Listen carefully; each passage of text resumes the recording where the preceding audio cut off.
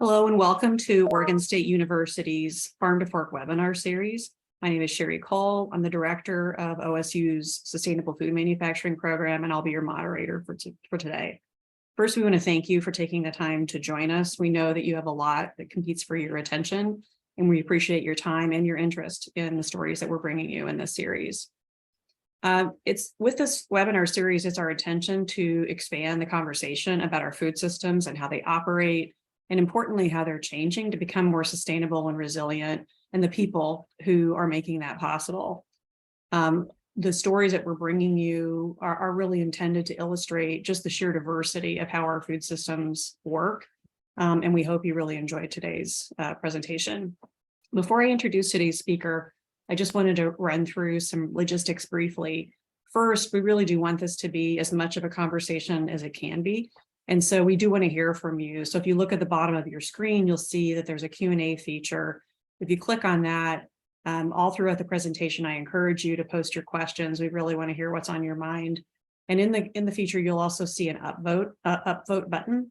And so if you see a question in the list and you like it and you want to have that one, make sure that one's addressed, then just upvote it and then those will rise to the top. So we're also recording the presentation, and we do this to make sure that it's available for others, after today. And so you'll see at the end of the webinar a link to the website where you can click on that and share that if you're interested. So it's my pleasure today to introduce Charlotte Allen and her topic of the benefits of an ecosystem approach for successful change in the food industry. Please join me in welcoming Charlotte. Thank you. Thank you, Sherry. I'm really excited to be here with everyone today to talk about this topic of how to use an ecosystem approach for change. But before I do that, let me introduce a bit of myself. I have more than 20-year career in the food industry, primarily with Kraft Foods.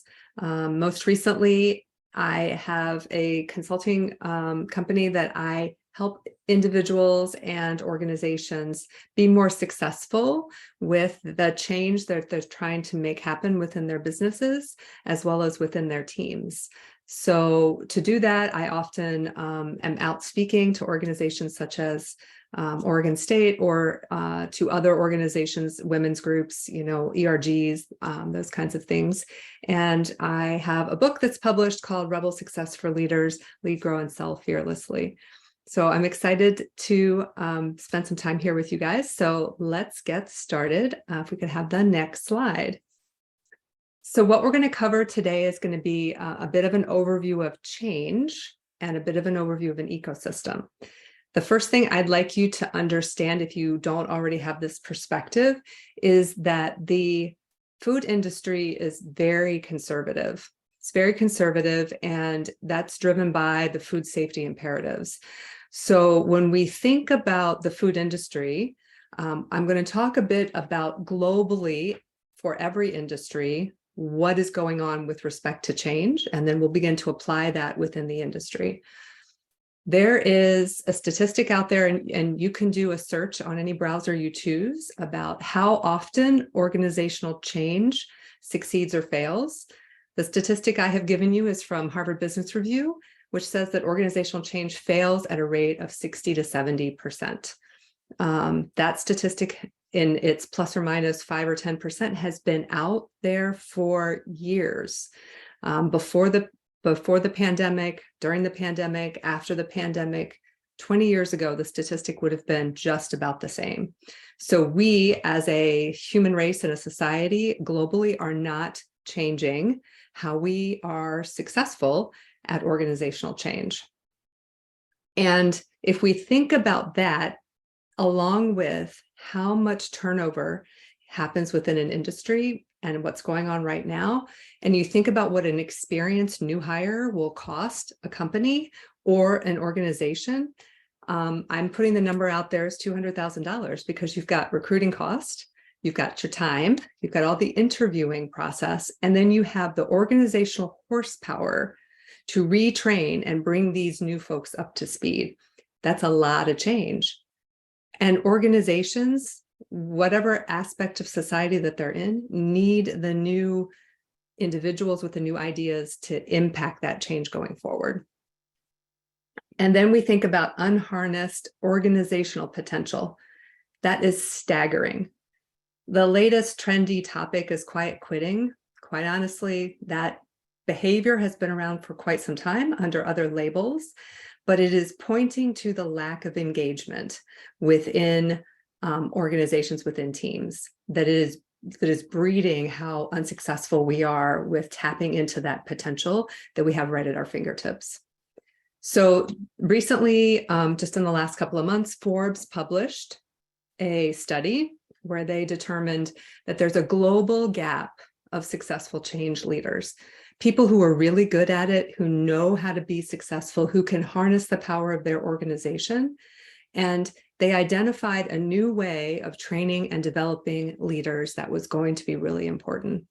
We're not going to have time to delve into that study in depth, but the 5 factors that they identified moving forward to make sure that leaders were very good at are adaptability, agility, collaboration, innovation, and customer-centric behavior. So when we think about that as the setup for what successful change is and how the food industry is extremely conservative, we obviously need to have a different approach moving forward. So next slide, please. Many years ago when I was a grad student, so I'm assuming since we're at a university webinar, many of you either have experienced being a grad student or are familiar with what's involved in completing those graduate studies. When I think about an ecosystem back then, my graduate school committee had 4 food science faculty on it. I am an alum of Ohio State University, and I had 4 food science faculty. I was very passionate about the type of program I wanted to complete while I was in grad school. And I chose, much to the advice not to do this of my committee, I chose 4 faculty from 4 other departments. 3 other departments plus an industry sponsor. So I was putting together people and thought types that had not previously been put together. This was not my professor's idea of a network. It was not my professor's idea of an ecosystem. So when I ask you in this presentation to think about what your personal and professional ecosystem is, it is not what you have heard. It's not, let's build your network. Let's try to get your network larger. This is not about numbers. This is about how do you connect the things that are important to you, to your organization, to the strategy you're trying to solve for, and how do you build that with intent? How do you put those pieces together so that they have the opportunity to serve the purpose that you want it to serve? The phrase that I highlighted at the top, build it with intent, is the number 1 takeaway I would like for you to walk away with from this presentation. I love to give it to people at the beginning because I want them to think about how building your ecosystem with intent is, as we develop the rest of the information, is how you want to move forward out of this. And having 1 key takeaway is always important when you're spending your time and your energy in a webinar like this. The power of collaboration within an ecosystem happens at the fringes. So if we could go to the next slide, I want to give you a visual so that we can all ground into what an ecosystem really is. So if you look on the right-hand side, there's a picture. This is typically, in many different ways, how an ecosystem is visually represented. The larger circles or nodes are sort of clusters of behavior, or clusters of groupings. So in my dissertation example, that would have been the food science cluster because it was large. And then the 4 different departments or faculty members would have been outside. Horticulture was a little close. Human nutrition and School of Medicine at the time were really far apart.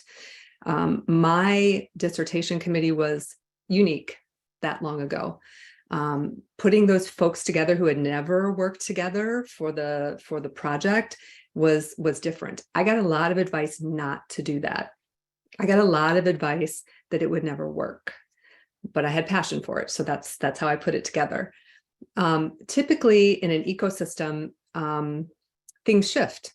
So you may, over time, take another picture of what an ecosystem looks like and how ideas and organizations or entities are connected, and they may shift. So some of the large nodes make it smaller. Some of the small nodes make it bigger. Some of the information or the entities or organizations at the fringes, the outside, pop to the center. Okay. So typically, ecosystems have always been used as a snapshot of the past. Okay. This is, or a current state. This is what it is. As we think about how to create or how to use this approach for the food industry change of the future, think about it from the perspective of how can we intentionally build what we're looking to put out there? You know, what's our strategy? What problems are we trying to solve? Each and every one of us has input to that approach. We all contribute to that collective. So as we as individuals build our ecosystem of those people that we want to be associated with, how do we connect that with what our professional pursuits are? You know, what's the strategy for our organization? What are the ideas for our innovation? How do we make our food supply chains more robust?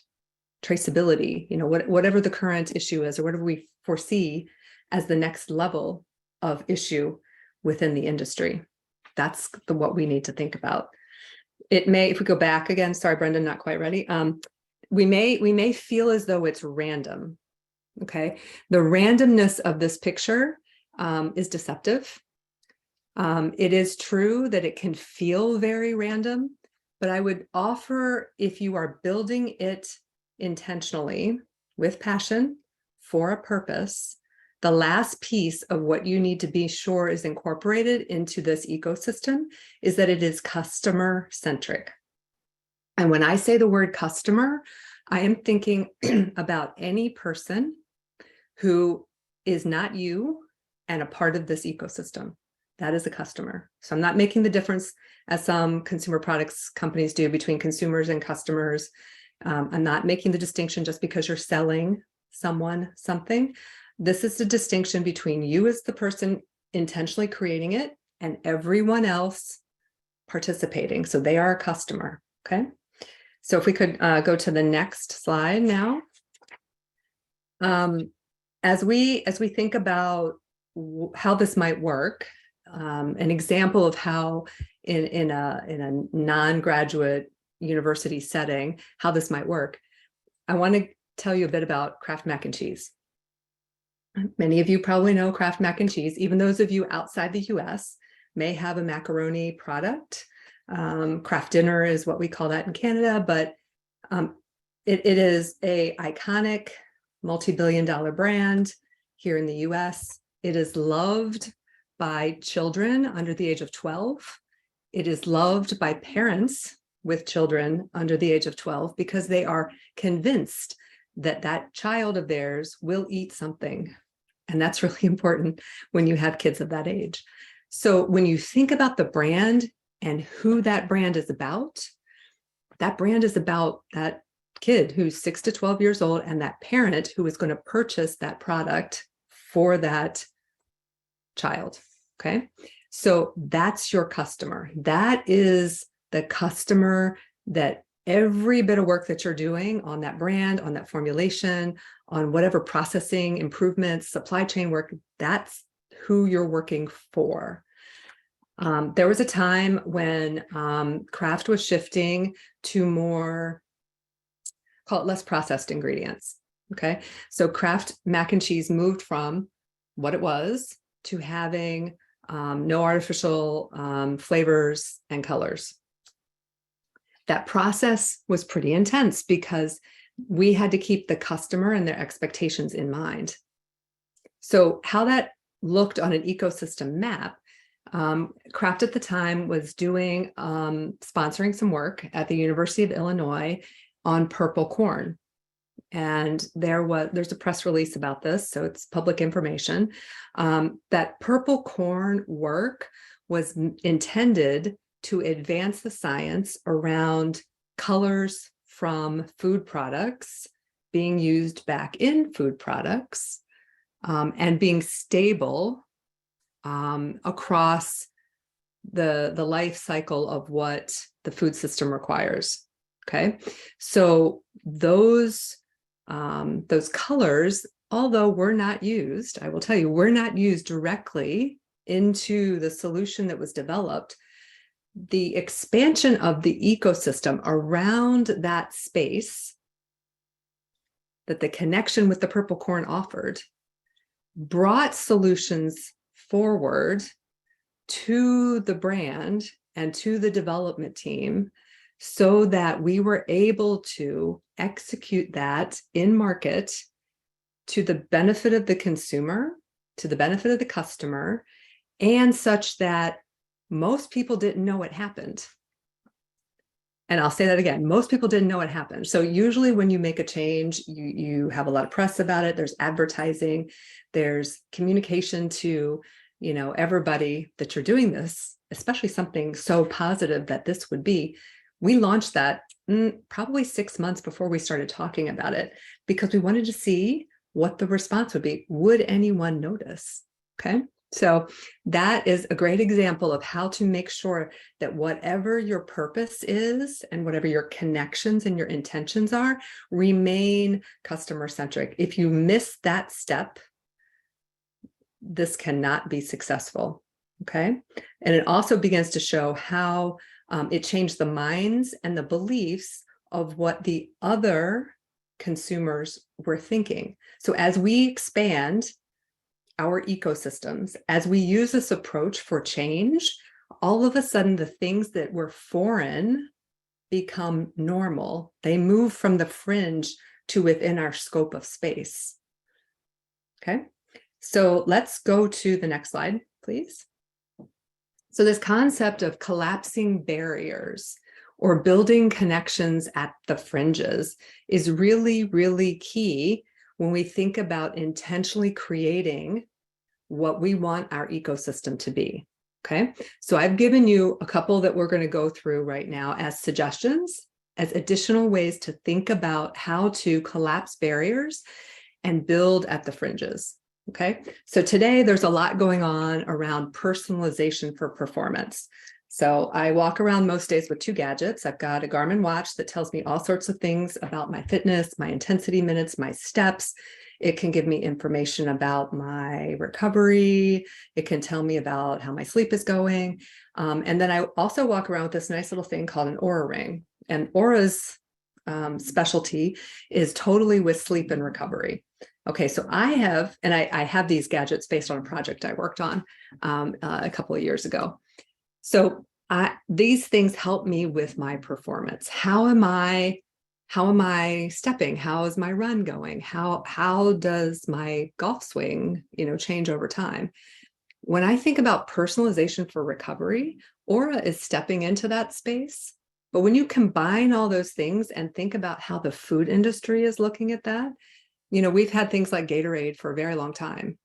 But how many things are in the food industry for recovery? Okay, that could be something that has been sort of grabbed from the fringe and beginning to move into. Okay, when we think about the next point, which is delivery, right? Delivery of meals, delivery of groceries. How do we then connect that delivery with some level of additional personalization? Okay, so potentially, how would you take that and be able to type in kind of what I want today? Knowing that your data shows a particular perspective, how do I tweak or update what I'm getting delivered in the moment so that I can affect where I am? Okay. The next one is traceability. A lot of the food industry has advanced how they think about traceability. For what purpose? What data do they collect? How do they impact where consumers are and how they trace the food that they consume? What if that traceability in the future could also give us feedback, not just as a static, but as a real-time dynamic. Well, the temperature went up to here. I already know that set of pallets that are sitting somewhere in a warehouse, I'm going to have to get rid of, right? Potentially now I can trace where it is, but I may not be able to give much more data beyond that. I may not be able to affect real time a shift in the supply chain beyond a certain perspective. Okay. So the more feedback that we get on that traceability can help us act with intention and with movement. Okay. Augmented reality, artificial intelligence has, I would say, just begun to make its way into the food industry. So some companies are using these things to guide product development. Some of them are using these tools to help guide what happens before they send something out to a consumer. So what would it look like in the future? Because consumers are using these tools at home. They're using it for gaming, right? They're using it for entertainment. They're using it to advance their experiences with life in general. What would happen if we used one of these tools and ask the consumer to co-create with us, right? How does that affect how we collapse the barriers of what we deliver and also merge that with personalization? Now, I am not a futurist. I am not promoting any of these ideas as the next trend. I am giving you things to think about. Okay, these are about building connections at the fringes, and how do we actually conceptually go from what does that picture look like on the page that we would like to have as we've intentionally built it, and then how do we move that into acting and rolling out that strategy such that it becomes a live, living, breathing entity that will move and shift as information is gathered along the way. So you're beginning to see how intentionality can affect change. So if we could have the next slide, please. Intentional collaboration is grounded in purpose. Okay, so I would say if most in the food industry thought about collaboration in the past, they would have said, I need to work with somebody. I need to collaborate. Let's work together and figure out how we can make something different, right? So it was a bit of networking plus is what I would call it. So I have a network. Let's collaborate when we need to on a project, or let's maintain a relationship so that when we need to collaborate, we can. I am offering the option here to think about intentional collaboration for a purpose. Okay. So when we as individuals think about our personal purpose, and there's a lot of these types of ideas and these types of focus areas in society now, as we are hearing from many different places, what is our purpose? Why are we coming to work? What are we doing with the majority of our time? And how does that connect with what we want to do, what our impact needs to be or wants to be in the world? So when we think about intentionally collaborating, I'll flip the dynamic there. We need to have this passion for impact. Okay. So how do you intentionally find and then collaborate with the people, the entities, the organizations, the institutions that you are passionate about having an impact with? Okay. How does that connect your personal and your professional pursuits? I believe that's possible. I believe that most people have not been trained in how to do that, but I believe there is a way to actually connect the two. I'd love for you to think big. Okay. However big you're thinking, it's not big enough. Okay. Because intentional collaboration grounded with purpose has no ceiling. And you don't just go outside the box. That was a phrase, think outside the box, let's try and innovate. You need to find new boxes. Okay. There are other nodes in your ecosystem, other collections of ideas that have no exposure to where you are right now. right? How can you begin to get exposure to these other areas such that you can pull what's useful, what might be interesting, what might advance your objectives towards your passions, and connect that with what you're doing. So build from the fringe. Okay. That's in addition to, of course, building to what you know. Okay. But be deliberate about building at the fringe. The fringe used to be just kind of something that happened if it happened. If it fell into your lap, wonderful. If you happen to be, running through an airport and got seated beside a person on an airplane and got a 4-hour conversation you didn't intend, it was by chance, right? And sometimes those collaborations happened that way. Rarely were people building with intent outside of the scope and the sphere that they were considering. But for true change to be successful within the food industry, again, a very, very conservative and longstanding, resistant to change, I would say, that's my opinion, nobody else's. Building from the fringe is going to need to happen in order for this to advance. Okay. And always remember your customer. And I say that even when I help mentor individuals with professional development. We are all experts in something, especially those of us in science related fields or engineering related fields. So we feel compelled to disseminate information, right? We want to tell people stuff because that's kind of what we're expected to do. We're expected to know stuff and then tell people stuff. But if you flip that frame just a bit and say to yourself, that person's my customer, how does that change the interaction? How does that change how you approach that problem? Okay, so next slide, please, Brendan.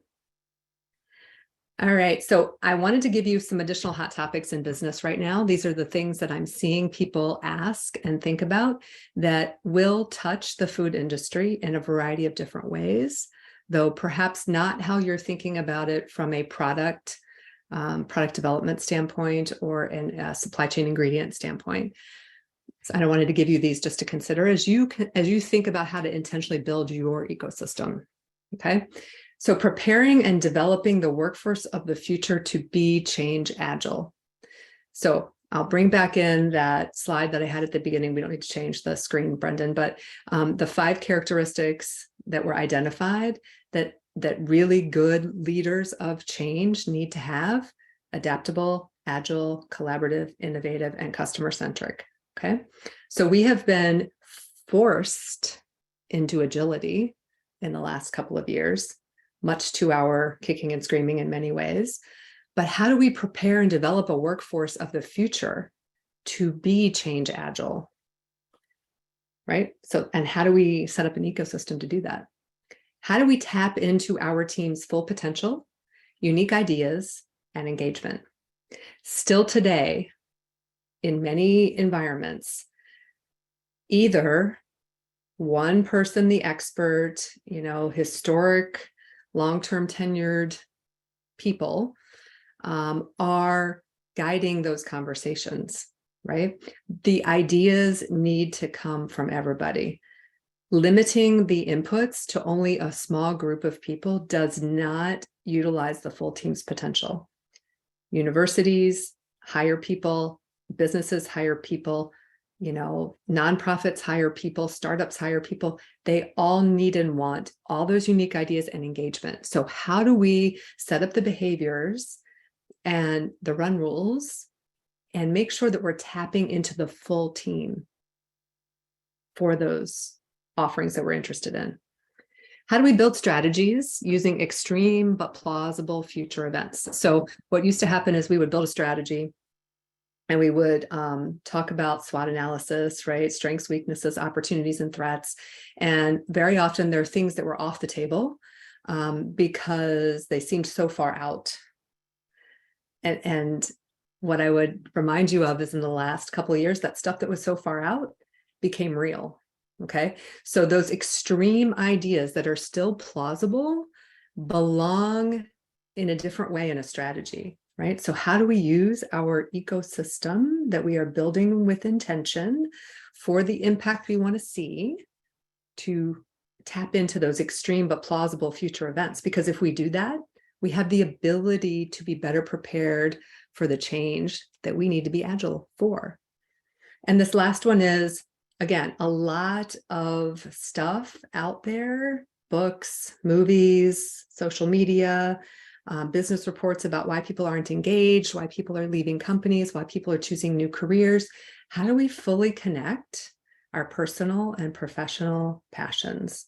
That is the next forefront, I believe, of what leadership to be successful. Successful leadership is going to require, because if you cannot tap in to your team, get them fully engaged, get their ideas, and help them connect their personal and their professional, there will be people who will do that. Okay, so then that's the situation you set yourself up for. So how do we as a society accomplish that goal? And then the last slide, before we hand it off to questions, if you're interested in anything I've said, if you want to follow me on LinkedIn, I would love to have you follow me. I have 2 newsletters that I am putting out there on a regular basis. So on LinkedIn, I have a World's Top STEM Leaders newsletter, and LinkedIn has newsletters, though not very many. So if you search, I think within the newsletter segment, you can find that. You can subscribe on LinkedIn. It gets delivered to your LinkedIn profile as well as to your email address. And I don't, I'm not in the middle of that. LinkedIn sends it. And then if you're interested in my personal newsletter from Rebel Success for Leaders, you can click on that link. And that is a different newsletter that I do on the alternate week that keeps you up to date with a little bit more detail and some additional things that perhaps you may not see on LinkedIn.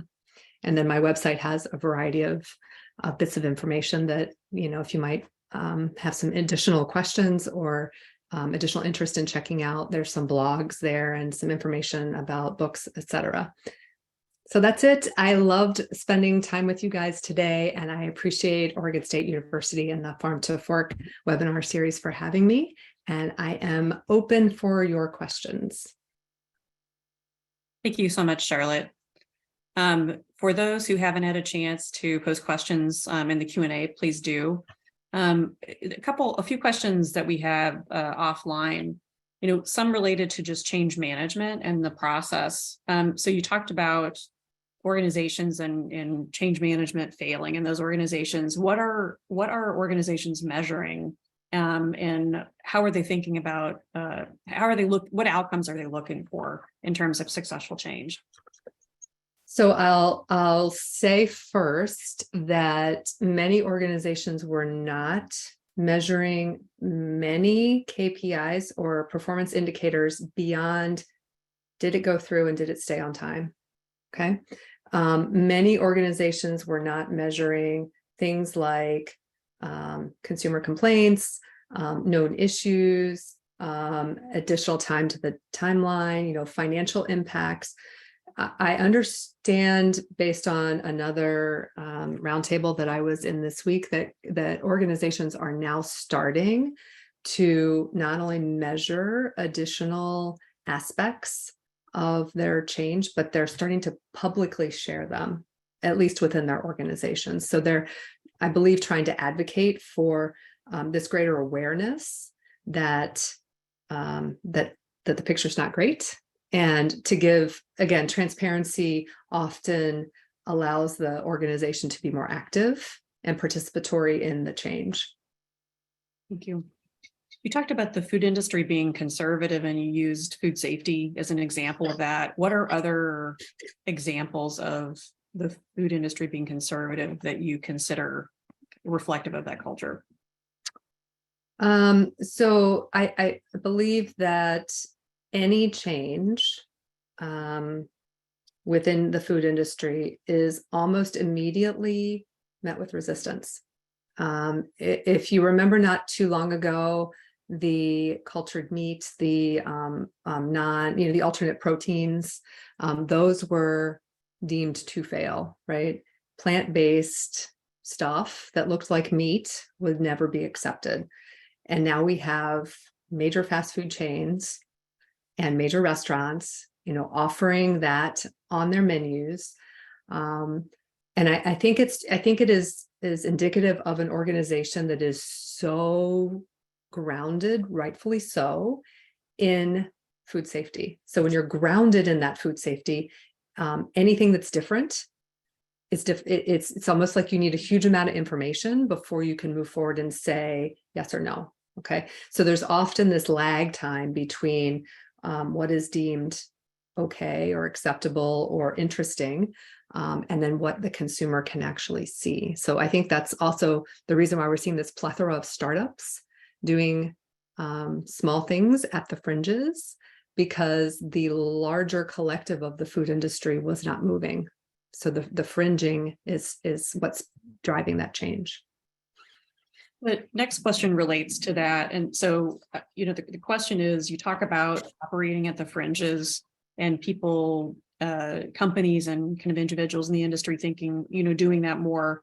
I'm assuming you'd say that plant-based is an example of that, but can you speak to other examples of in the food industry where kind of operating in this new box has resulted in success?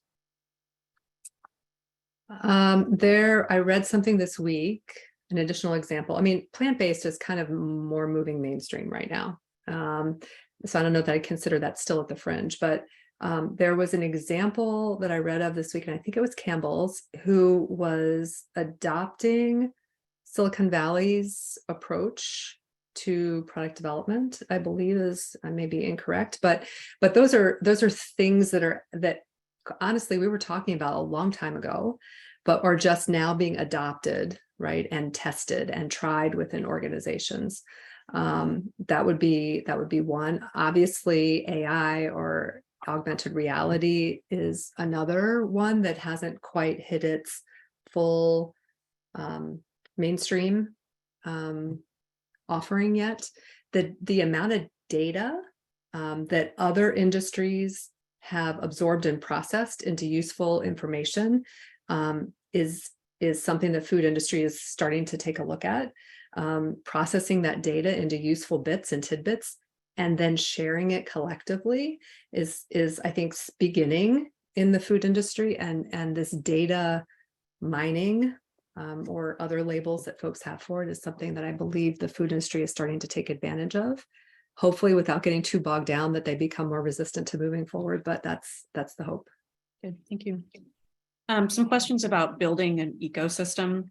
So often people don't know what they don't know. And so before they can determine who they should be reaching out to and how to expand the context of how they're thinking about what a good idea could be and what they should consider. How can you talk about how people can start to really think about going from the abstract and expanding their ecosystem and building an ecosystem with intention to concrete action? Mm-hmm. Absolutely. So I talk about that quite a bit when I speak about how to broaden your general perspective, how to think outside of your realm. And what I often ask or recommend that people start with is start with what you want to. So you've got an idea in your head about something, right? You've got an idea or an area you're curious about. And I often say, if you don't have an idea or an area that you're curious about, you need to pick something at least once a month. Okay. And then you begin to do a little bit of research around who's writing about that. What are the books out there? What are the topics? Who are the people who are really promoting expertise in that space? And you can move that to, okay, now I know the people, the companies, the industries. Now let me do a little research on who are the people. Okay. So oftentimes what's happening within a university publication setting will give you an idea of who's sponsoring certain parts of work. If that is disclosed in those publications, that's a good place to figure out who's beginning to get an interest in that. You kind of boil that down on a ladder, if you will, to the point where you get to a person. Okay. And perhaps you can reach out. An example that I often give is reach out, say, I'm really interested in a publication I saw or an article or someplace you were quoted, and I'd love to have a conversation with you about whatever you're interested in, furthering this, understanding your position on that. Would you consider a meeting? Okay, so it's a direct question. It is a direct question, and it has to be tied to something that they've done. Okay, usually, and then you ask for a meeting. Most of the time, people are going to say yes. Make sure you're prepped with your questions. Make sure you can actually, keep to time. And then, if that doesn't, if that doesn't present itself as an option, then it's about how can you get closer. Are there other people that or who are in your network, or get an introduction to that might get you a little closer, though not all the way. Okay. A question about the blue corn example and Kraft mac and cheese. Was the idea there that because Kraft was moving away from alternative colors, that what were sort of the direct dots that connect between mac and cheese and the blue corn, and specifically what expertises, for example, would Kraft reach out to that they maybe didn't typically reach out to that helped influence great changes in the product? So at the time, we had what we were calling natural products experts. So folks who were experienced in natural products from a variety of different avenues, whether it be colors, whether it be flavors, whether it be antioxidants, whether it be inherent organisms that could help us create fermentation capabilities. Okay, so we had natural products experts, and that was an important skill set across a variety of different strategies for us. And usually that's how you would want to start. If you've got a commonality across strategies, then that's the one you potentially want to build. And then you would then access unique to a given more unique expertise for a strategy. So we had the natural products folks. We said we were interested in this color. Color was going to be really hard from a food preservation and from a food stability standpoint over time, because if it's artificially created or chemically created, it's quite stable.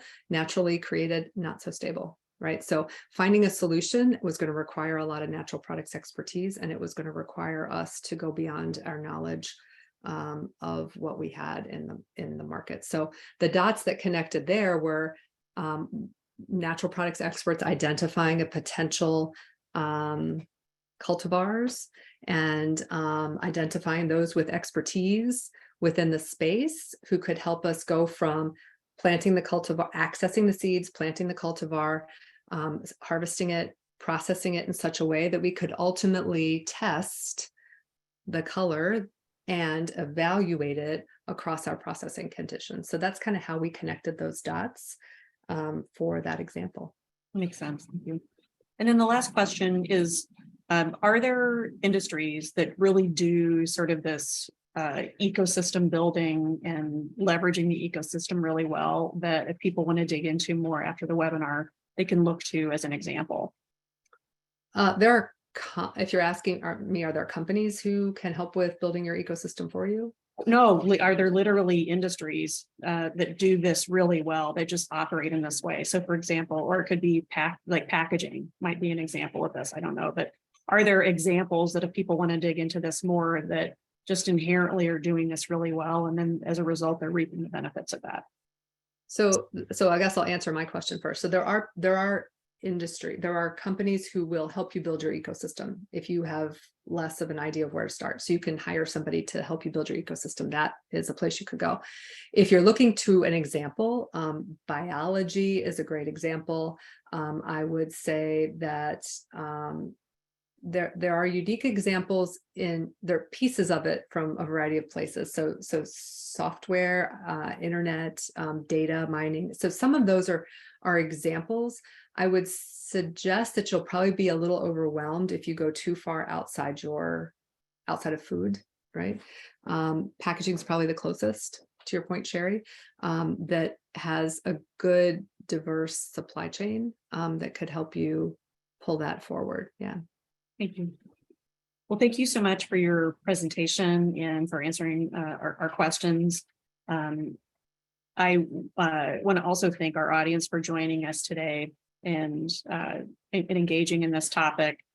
There are links posted in the chat. Please check those out. We would love your feedback. The series is only as good as it reflects topics that you're interested in, presented in ways that are of use to you. So please take a couple of minutes to fill that out. We're also doing these monthly. And so our next webinar will be on Friday, December 16th, where we'll be talking about futures thinking and the specific approaches that people and organizations can take to really think about where the food industry is headed and how to prepare for either the risks or the opportunities that are posed as a result of that. And so we look forward to having you join us for that webinar. And from here, we wish you all a happy Thanksgiving and safe travels if you're going someplace to spend time with loved ones. So thanks again.